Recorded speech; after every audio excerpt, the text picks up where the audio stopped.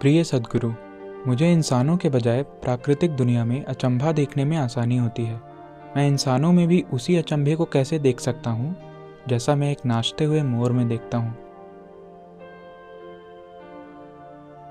तो वो एक इंसान है ना?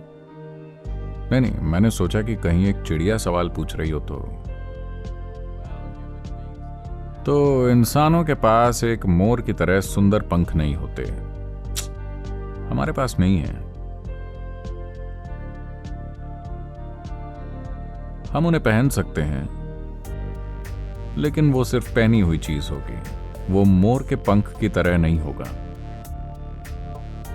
तो उन चीजों में अचंभा देखना आसान होता है जिनके साथ आपको कुछ साझा नहीं करना होता। दुनिया में एक ऐसी पूरी संस्कृति बड़ी हो रही है जहां लोग कहते फिरते हैं कि मैं पूरी मानवता से प्यार करता हूं, लेकिन मैं अपने बगल में बैठे आदमी को सहन नहीं कर सकता। उदाहरण के लिए, भगवान से प्यार करना बहुत आसान है, क्योंकि वो कभी भी आकर डिनर टेबल पर आपके साथ नहीं बैठते। शायद आप उनका नाम लेते हैं, लेकिन अगर वो डिनर के लिए आ जाते हैं तो फिर दिक्कत होगी। चूंकि वो कभी आते नहीं हैं, आप जो कुछ भी उन्हें अर्पित करते हैं, आपको साफ पता होता है कि वो सिर्फ आपको ही खाने को मिलेगा। हाँ, अगर वो खाना शुरू कर दें तो अर्पण हवा में उड़ जाएगा। मुझे ये बताना होगा, ऐसा हुआ। अलग अलग धर्म के भिखारियों की एक संस्था है।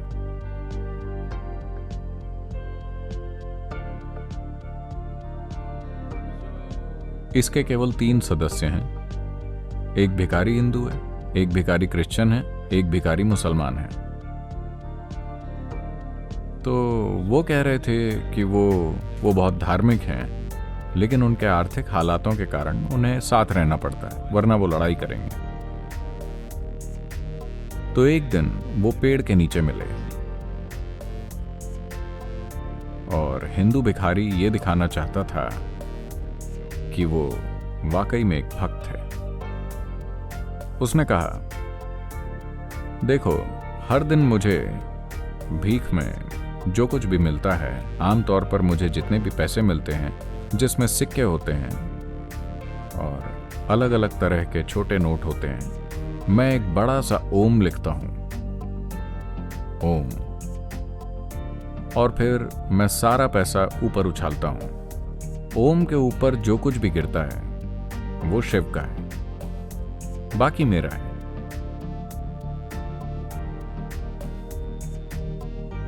मैं एक सच्चा भक्त हूं।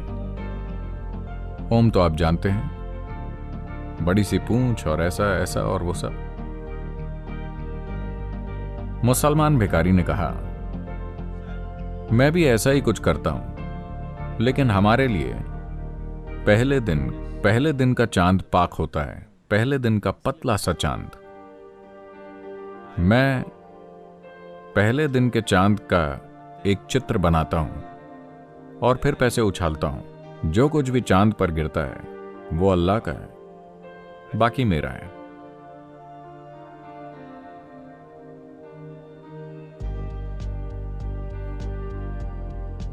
फिर उन्होंने क्रिश्चियन भिखारी से पूछा कि तुम क्या करते हो?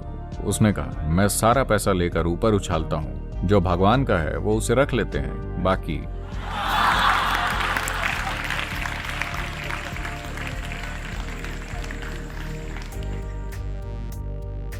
इस तरह एक मोर को प्यार करना आसान है, जो नाच रहा है और जो सुंदर है, क्योंकि वो आपसे कुछ मांगता नहीं है। दरअसल वो आपको पसंद भी नहीं करता, वो आपको कोई महत्व नहीं देता। क्या आपने गौर किया है कि हमारे मोर आपको कैसे देखते हैं?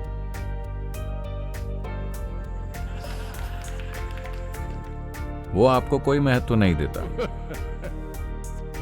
तो आपके देने के लिए कुछ भी नहीं है, आपको कुछ भी नहीं करना है, आप बस दूर से उसका आनंद ले सकते हैं। इसी कारण आजकल ढेरों लोगों के लव अफेयर चलते रहते हैं, फेसबुक पर, टिकटॉक पर और जो भी, इंस्टाग्राम और जो भी, क्योंकि आपको उनसे मिलना नहीं है, आपको उनके साथ कोई भी चीज साझा नहीं करनी। आपको बाथरूम के बाहर इंतजार नहीं करना है जब वो उसे यूज कर रहे हो। आपको उनके पीछे लाइन पर खड़े नहीं होना है, कुछ भी नहीं, सब कुछ इंस्टेंट है। अगर आपको वो पसंद नहीं आता तो आप उसे बंद कर सकते हैं और अकाउंट को मिटा सकते हैं। तो मोर आता है, नाचता है, आपको बहुत पसंद आता है, वो चला जाता है, कोई समस्या नहीं, आपको उसे रखना नहीं है। एक काम कीजिए, एक मोर को 3 दिनों के लिए अपने बेडरूम में रखिए, वो हर जगह बीट कर देगा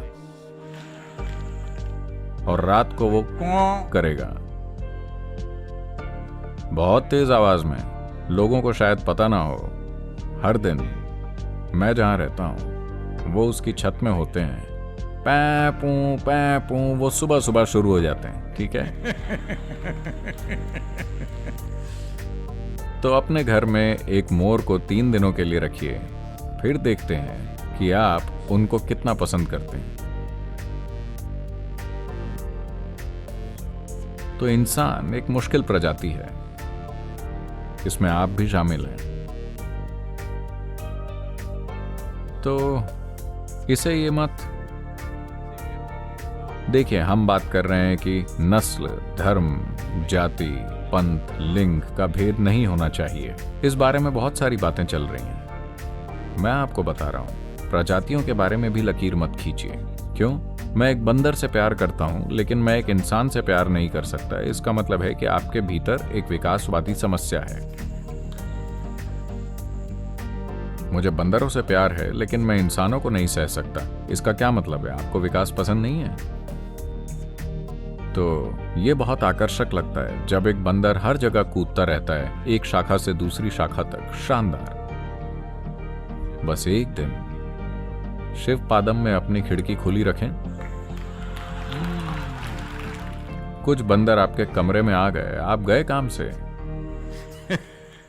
वो खाएंगे, वो फाड़ेंगे, वो पूरी जगह पर गंदगी करेंगे, वो वहां मौजूद हर चीज को बर्बाद कर देंगे और चले जाएंगे।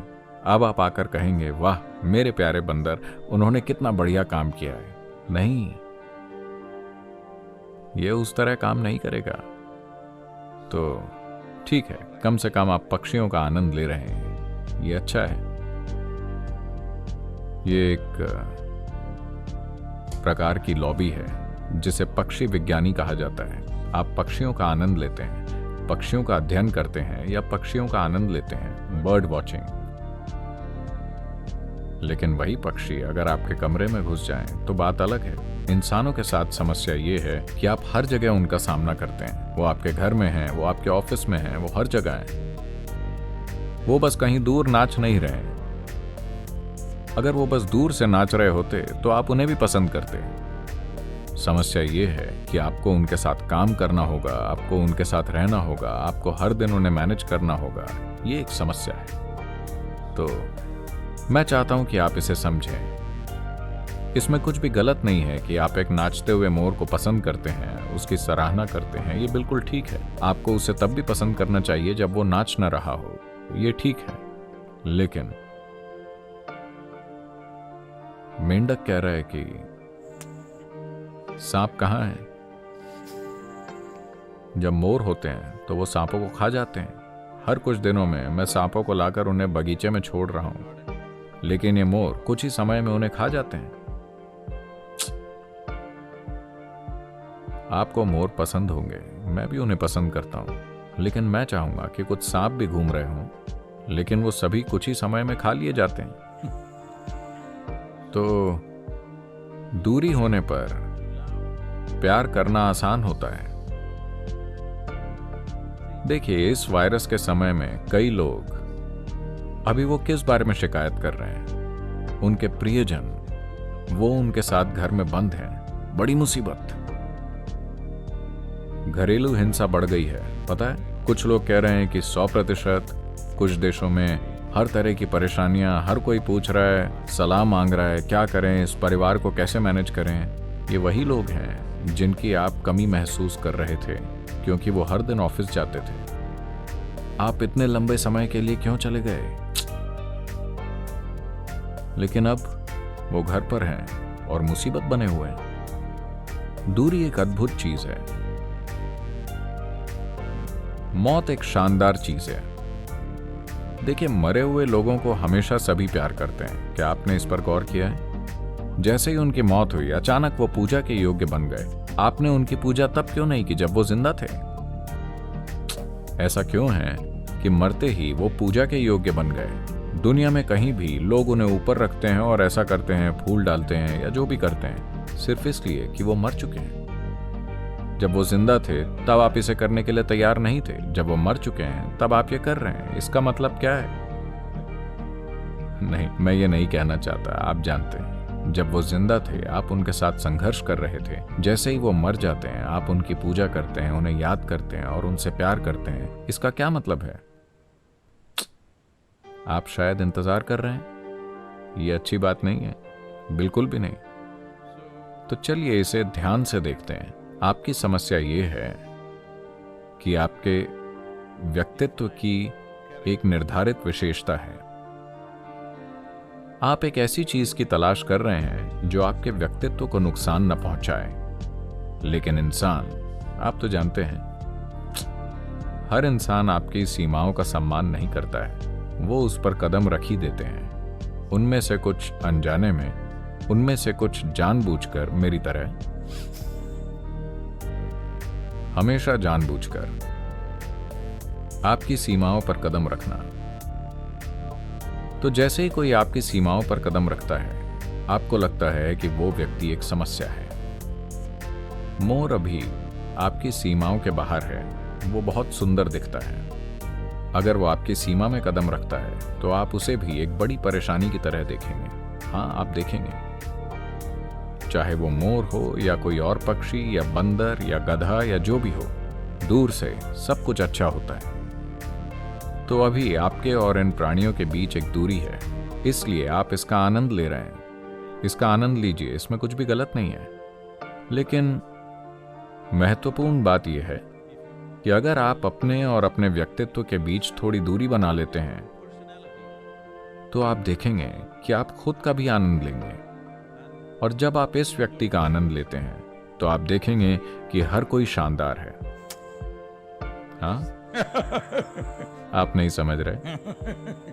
मैं कह रहा हूं कि जब आप इस व्यक्ति का आनंद लेते हैं तो हर कोई शानदार लगता है। आप हर किसी का आनंद ले सकते हैं, क्योंकि अब आप लोगों को वैसे देखते हैं जैसे वो हैं। आपके पास कोई ढांचा नहीं जिसमें उन्हें फिट होना होगा, वो उसमें फिट नहीं होते हैं। इसी वजह से भारत में हमने एक देवता की विशेषताएं इस तरह से बनाई कि उस आदमी को स्वीकार करना असंभव होगा अगर वो यहां हो तो। जैसे कृष्ण, राम, शिव, आप इन लोगों को स्वीकार नहीं कर सकते। महिलाओं से पूछिए कि क्या वो राम को अपने जीवन में अपने पति के रूप में स्वीकार करेंगी? वो नहीं करेंगी।